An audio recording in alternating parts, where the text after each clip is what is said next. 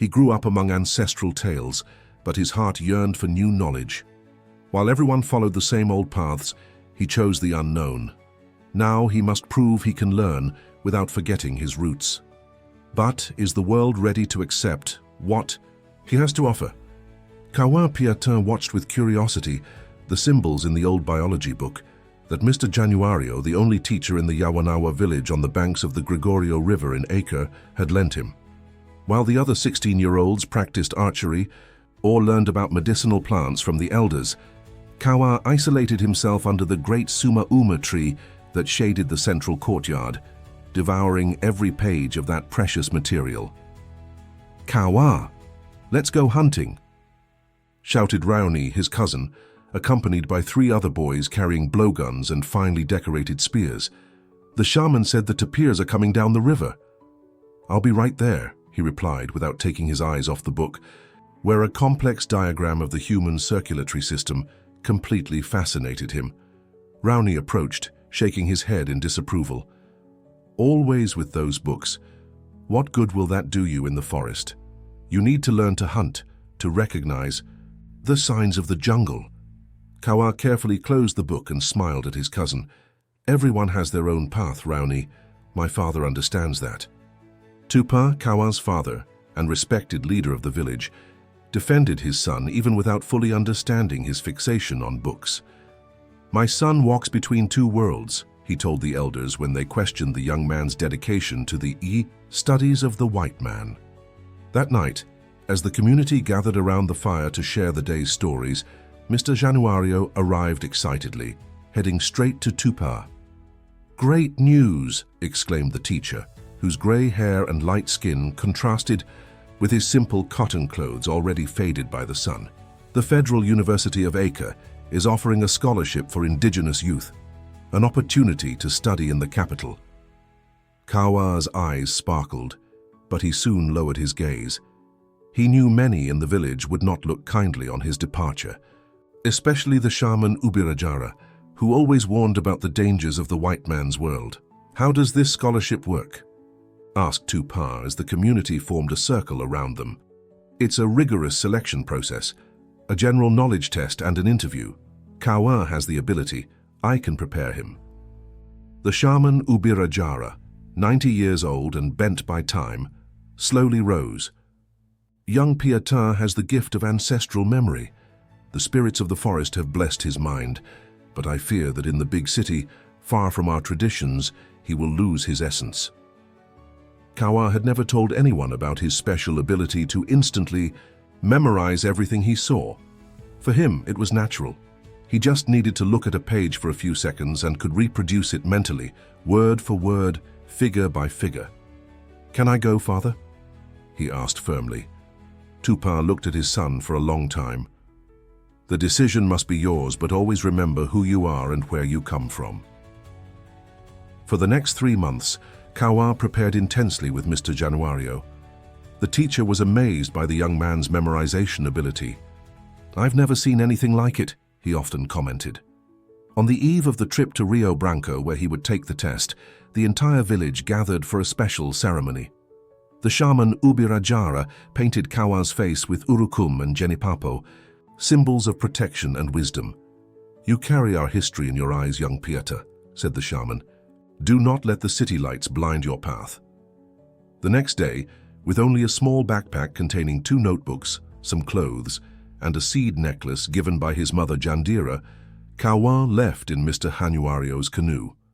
As they moved away down the river, he watched the village shrink in the distance, feeling a mix of excitement and apprehension. The capital of Acre, with its buildings, cars, and crowds, was a completely new universe. The constant noise, artificial lights, and fast pace brutally contrasted with life in the village. Staying in the simple home of a distant cousin of Mr. Januario, Kawa spent a week adapting to the new reality. On the day of the test, among dozens of candidates, he stood out. The questions, which seemed complex to many, were answered by Kawa with ease. He just needed to remember the pages he had studied. A month later, the news arrived. Kawa had been selected for the full scholarship at the prestigious Tiradentes school, a traditional institution in Rio Branco that formed the state's intellectual elite. "You start in 2 weeks," informed the social worker who visited his temporary lodging. "You'll have housing, meals, and basic materials. It's a great opportunity, young man." Kawa nodded, looking at the official paper that marked his entry into a completely different world. The shaman Ubirajara's words echoed in his mind. "Do not let the city lights blind your path." What he didn't know was that, in addition to the cultural adaptation difficulties, he would face prejudice and mockery from his privileged classmates at Tiradentes school, and that his extraordinary ability, kept as a secret of the forest, would be his greatest weapon in a hostile environment that would test not only his intelligence but also his identity and values. On his first night in the student dormitory, Kawa opened the small notebook he had brought from the village and wrote, "Now begins my true journey. May the spirits of the forest guide me in this new territory, more dangerous and unpredictable than the densest jungle." The Tiradentes school stood imposingly in the center of Rio Branco, with its Portuguese tile walls and colonial architecture dating back to the early last century. For Kawan, it was like entering one of the history books he so admired. However, the beauty of the building contrasted with the coldness of its interior. On the first day of class, the young Yawanawa arrived half an hour early, wearing the white shirt and blue pants of the school uniform, his black hair tied in a low ponytail. He carried only a worn notebook and some pencils, carefully stored in a straw bag woven by his mother. He sat in the last row, silently observing as the room filled with noisy teenagers. Everyone seemed to know each other. They laughed loudly, shared vacation stories, and most importantly, showed off their latest generation cell phones. "Who's the Indian?" whispered a blonde girl to the boy next to her, loud enough for several students to look toward Kawa. The young man named Pedro Henrique, who appeared to be the group's leader, approached with a mocking smile. The son of the state governor, he carried the arrogance of someone who had never heard no as an answer. "What's up, Pocahontas, lost from the village?" he asked, eliciting laughter from his classmates. Kawa kept a serene expression despite his racing heart. "My name is Kawa Piatin of the Yawanawa Nation." "Wow, he speaks," mocked Pedro, pulling out the latest smartphone model. "Hey guys, let's take a picture with our new mascot." Before the situation could worsen, the classroom door opened and Professor Augusto Mendez entered. Tall, with a graying beard and penetrating gaze, he immediately noticed the scene. "Everyone to your seats," he ordered firmly. "Mr. Andrade," he addressed Pedro, "I believe your place is in the front row, not next to the new student." As the professor organized the material on the desk, Kawa noticed that he was observing him with peculiar interest. Augusto Mendes was the Brazilian literature teacher and coordinator of the scholarship program for Indigenous students, although Kawan didn't know that yet. "Today we will begin with an analysis of the modernist movement in Brazil," announced the professor. "But first I would like to welcome our new student, Kawa Piatin, who comes from the Yawanawa community and achieved the highest score in the selection process for our scholarship." The looks turned to Kawa, some surprised, others more hostile. "Highest score? Seriously?" murmured Pedro, loud enough to be heard. "Must have quotas for everything." Professor Augusto gave Pedro a stern look. "Mr. Andrade, perhaps you would like to share your thoughts with the entire class." Pedro straightened in his chair, uncomfortable. "I'm just surprised that that he got the highest score." "I see," replied the professor with an enigmatic smile. "In that case, I propose a little challenge." Taking a copy of Macunaíma by Mario de Andrade from the shelf, the professor opened it to a random page. "Mr. Piatin, could you come here, please?" Kawa stood up, feeling all eyes on him. He walked slowly to the front of the room where the professor handed him the open book. "I would like you to look at this page. Then I will close it and ask you to recite what you read." A murmur ran through the room. It was a full page, dense with long paragraphs and complex vocabulary, mixing archaic Portuguese and indigenous expressions. Kawa observed the page for about 10 seconds, then returned the book to the professor, who immediately closed it. "Ready," said Kawa. Pedro let out a laugh. "He didn't even read it properly." "Silence," ordered the professor. "Mr. Piata, you may begin." Kawa closed his eyes for a moment, mentally visualizing the page, and then began to recite. The next day, Makunaima went out early to visit Vei the sun. Vei was now living in a city that Maanape had shown her, there in Capricorn. Makunaima said to her, "Good morning, my grandmother. How are you? Thank you very much." He continued word for word, comma for almost 2 minutes, without hesitating once, faithfully reproducing every detail of the page, including the numbers in the footnotes. When he finished, the room was absolutely silent. Professor Augusto smiled, amazed, while the students had expressions ranging from astonishment to disbelief. Pedro's mouth was slightly open, speechless for the first time. "Extraordinary," the professor finally said, opening the book to the page in question and verifying the accuracy of Kawa's recitation. "Have you ever done this kind of exercise before?" "No, sir," replied Kawa. "In my village, oral tradition is important. I learned to memorize stories from a young age." "That wasn't just memorization," observed the professor. "You barely looked at the page. How did you do it?" Kawa hesitated, uncomfortable with the attention. "I just see things and they stay in my mind." By recess, the news of Kawa's feat had already spread throughout the school. As he walked alone through the courtyard, he felt a presence beside him. It was Yara Cardoso, one of the few students who hadn't laughed at him earlier. "That was incredible," she said with a genuine smile. "I've never seen anything like it." "Thank you," Kawa replied shyly. "Don't mind Pedro and the others," continued Yara. "They're like that with everyone who isn't part of their circle." Before they could continue the conversation, Pedro and his group approached. The governor's son's face was red with frustration. "It was a trick," he accused. "You and the professor set this up. Everyone knows you Indians can barely read." Yara stepped between them. "Leave him alone, Pedro. Just because you can't memorize the multiplication table doesn't mean others can't either." Pedro's friends laughed at the jab, which made him even angrier. "Let's see if it wasn't luck. I bet he can't do it again." "What's the bet?" asked Yara with a challenging glint in her eyes. Pedro thought for a moment. "If he fails to memorize what I propose, he admits he cheated and gives up the scholarship." "And if he succeeds?" questioned Yara. I'll buy him the best cell phone in the city," replied Pedro arrogantly, "and no one in my group will bother him again." Kawa, who had been silently observing the exchange, finally spoke. "I don't need a cell phone, but I accept the challenge. If you promise to respect not only me, but any other scholarship student who comes after." The bell rang, signaling the end of recess, but the challenge was set. Returning to the classroom, Kawa felt a mix of apprehension and determination. It wasn't just his future at stake, but the opportunity to pave the way for other Indigenous youth dreaming of quality education. The news of the challenge between Pedro Henrique and Kawa spread like wildfire. The next morning, the Tiradentes school auditorium was packed with students, teachers, and even some curious staff.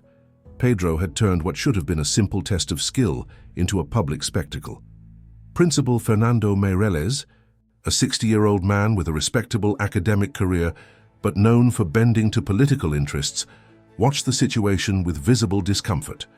After all, the challenger was the governor's son. "Is this really necessary?" he asked Professor Augusto, who stood by Kawa's side. "Mr. Piatan accepted the challenge, sir, and I believe the experience will be educational for everyone present."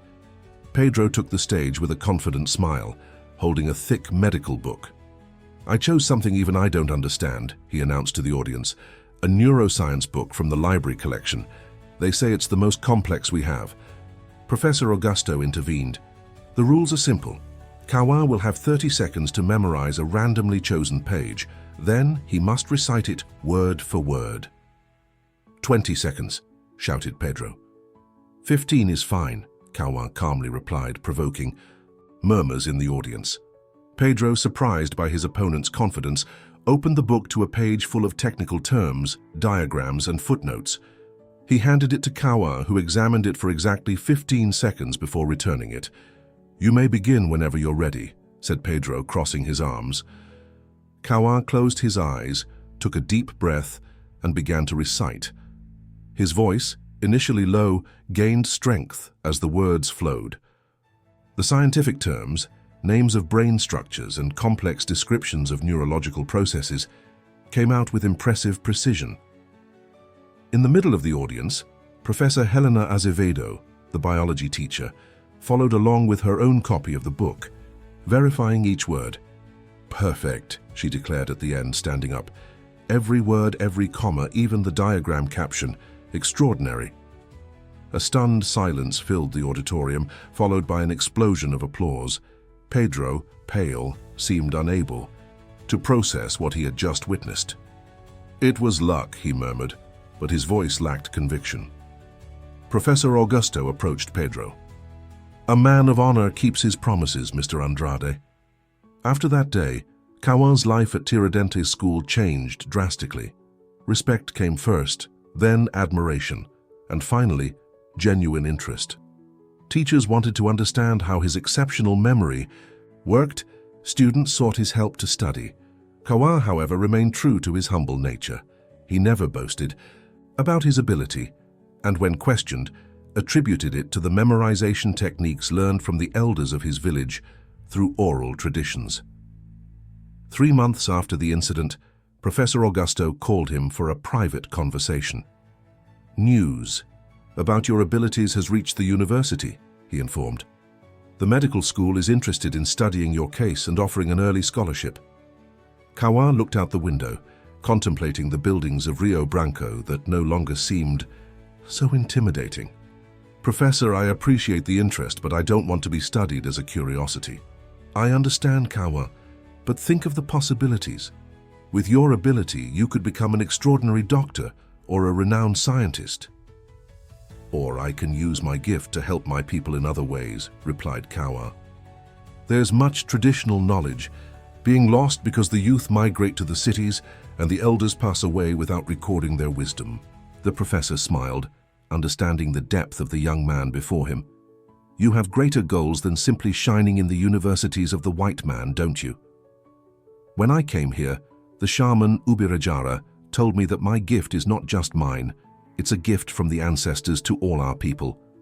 Now I understand what he meant."